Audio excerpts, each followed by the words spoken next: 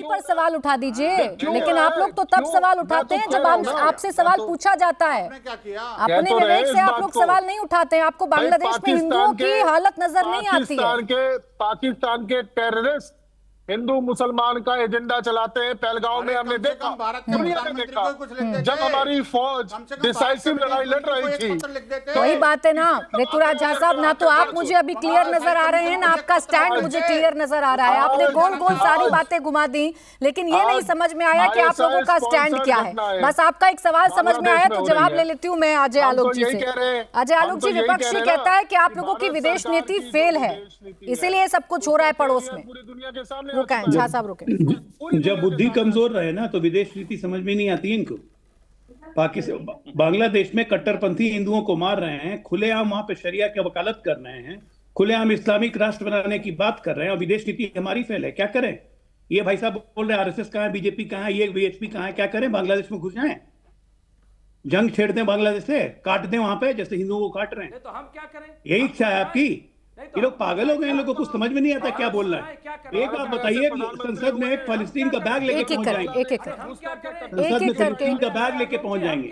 मुंबई में प्रदर्शन के लिए 5 लाख लोग निकल जाएंगे फिलिस्तीन के लिए। जयपुर में, दिल्ली में, श्रीनगर में, हर जगह फिलिस्तीन के नारे में समर्थन लग जाएंगे। लेकिन बांग्लादेश के लिए समर्थन में नहीं बोलेंगे, क्योंकि वहां इनके भाईजान ना काट रहे हैं हिंदुओं को। इनके अंदर की जो मानसिकता है, इनके अंदर की मानसिकता शरिया। भाई सुनिए ना मुमताज जी, एक सेकंड, थोड़ा सा पेशेंस रखिए। अजय आलोक जी की बात का काउंटर कर लीजिएगा। आपको कुछ नहीं करना है मुमताज जी, बस आप लोगों से ये उम्मीद थी, इन लोगों की ये उम्मीद थी कि आप लोग भी आवाज उठाएं। डाउन करें आवाज, बोले अजय जी। देखिए मैं सिंपल कहता हूं, ये मानसिकता है प्राची जी। जब फिलिस्तीन की बात आई और इवन की वो जो आतंकवादी संगठन का हेड मरा वहां पे लेबनान में, तो पूरे प्रदर्शन निकल गए मुंबई से लेके, जयपुर से लेके, महाराष्ट्र से लेके श्रीनगर में अपने मुसलमान भाइयों के समर्थन के लिए। ये अंदर से खुश हो रहे हैं वहां पे हिंदुओं को काटा जा रहा है। ये अंदर से खुश होते हैं, ये जितने शरियावादी लोग हैं जिनको इस देश में शरिया का शासन चाहिए, ये अंदर से खुश होते हैं। उनको यही चीज यहाँ भी करने का मन करता है, यही चीज उनको यहाँ भी करने का मन करता है। मुमताज जी जवाब। और इसीलिए हर गैरवादी चीज को जिसको मुसलमान कर रहे हैं उसको कवर फायर देने के लिए बैठ जाएंगे। सुनिए ना, एक सेकंड रुके मुमताज आलम रिजवी जी। मुमताज आलम रिजवी जी, अभी मैं आपसे बांग्लादेश पर चर्चा कर लूं। और जो अजय आलोक जी कह रहे थे, आज बागपत में वो चरितार्थ हुआ है, एक शख्स का वीडियो खूब घुमा, हालांकि पुलिस ने मरम्मत कर दी है उसकी। वो बांग्लादेश का डर दिखा रहा है। सुनिए एक सेकंड मुमताज आलम रिजवी जी, वो बांग्लादेश की बातें करके कह रहा है कि सुधर जाओ हिंदुओं, वरना आपका हश्र भी ऐसा होगा जैसे बांग्लादेश में हो रहा है। इस सोच पर आपत्ति है मुमताज जी, इस पर बोलिए ना, फतवा जारी करेंगे क्या उसके खिलाफ?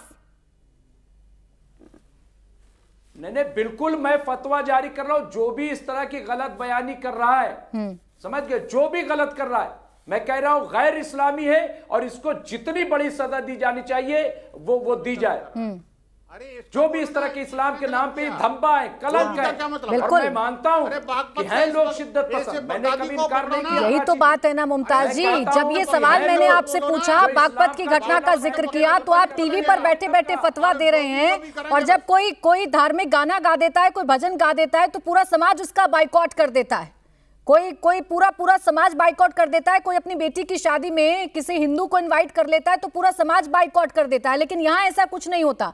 टीवी पर बैठकर कह देते हैं हाँ मैं फतवा जारी करता हूँ, करिए ना बाइकआउट। एक छोटा जवाब विनोद बंसल जी फौरन से आपका, जल्दी से।